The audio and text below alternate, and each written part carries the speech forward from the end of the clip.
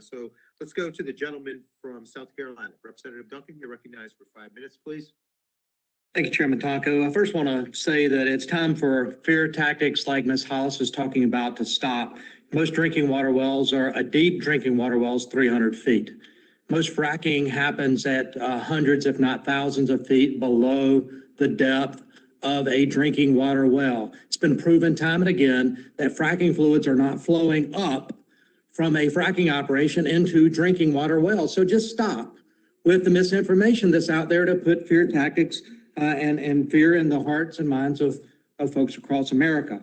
I want to shift gears. Mr. Hawkins, Shay, it's great to see you. Thanks for all the work that you did with Tim Scott, Senator Scott, on the opportunity zones. I want to start by saying I appreciate that. I appreciate the opportunity zones in general. And low-income communities will be the last to recover from economic instability. As we work towards relief for American families and businesses to return to pre-COVID conditions, I think the opportunity zones should play a vital role. I know they have already benefited many communities in my home state of South Carolina. How can incentivizing investment in distressed areas establish longer-term quality of life benefits for those residents in the communities compared to direct government benefits? Shay? Yes, so absolutely. So, when we look at what's going on in opportunity zones, particularly around job creation. So there's multiple benefits. One benefit that potential opportunity zone residents see is in direct jobs. That's obvious. But we also see benefits around better access to goods and services that weren't previously available. Significant numbers of designated opportunity zones are in food deserts. And so, food security becomes an issue. But then you also see that opportunity zone residents benefit from higher real estate prices. And the majority of opportunity zone real estate, the majority of opportunity zone residents own real estate in the opportunity zone. And so, there's a plethora of potential benefits. Representative DeJette indicated that environmental cleanup was the topic of the hearing, and that we hadn't offered much from our side on that. So if you'll allow me,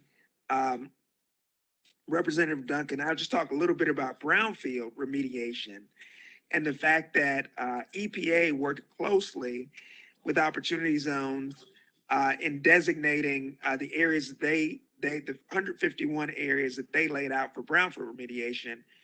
118 of those were in opportunity zones. And so, it's critical both on the cleanup side for frontline communities, but both on the long-term quality of life side that you laid out. Yeah, oh, that's great. I want to shift gears a little bit. And Mr. Hawkins, I appreciate all the work on opportunity zones as well.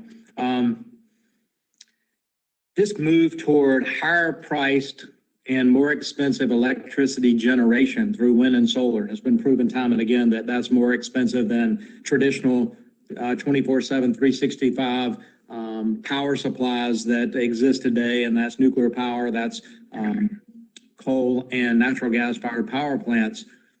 The higher price electricity generation affects the lower income populations more than it does anyone, because they now have to pay more as percentage of their discretionary income for utility rates because of the high priced electricity generation. So as we move toward more higher priced electricity, just keep in mind that those that are on a very limited and fixed income, and that's the lower income side of the scale, will pay more out of their pocket for electricity. That means they have less money to spend in the economy on other things that they need, whether that's education for their children, clothes, food, rent, taxes, other things that they have to pay for in life. They will have less money to do that. So let's just keep that in mind. Mr. Chairman, I appreciate the committee hearing and the comments from the witnesses, and with that, I yield back.